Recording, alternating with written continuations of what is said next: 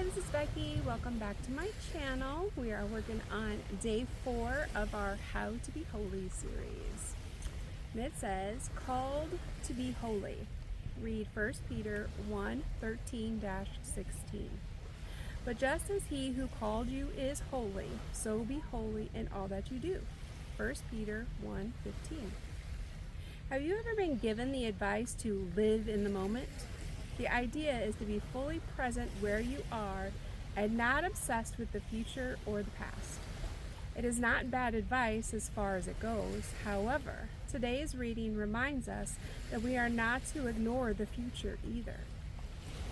In fact, our beliefs about the future shape how we live in the present. After spending 10 verses celebrating the salvation, this is for people who had done the previous series, which I did not start us off. So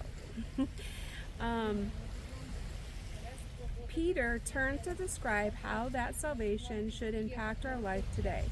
The opening phrase is a vivid one, therefore with minds that are alert. In the original language, this reads, gird up the loins of your mind, an image drawn from an ancient way of dress. A man's tunic would go down to his ankles. If he wanted to work hard or move quickly, he had to tuck the bottom portion of his tunic into his belt. This was called girding up your loins. Peter applies this image to our minds. As one commentator suggests, to roll up the shirt sleeves of your mind.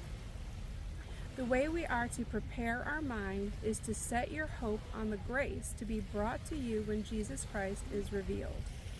The way we live should be shaped by the reality that Jesus is coming back. We want to be ready.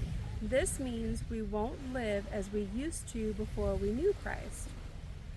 We will be different. That's one way of thinking about what it means to be holy.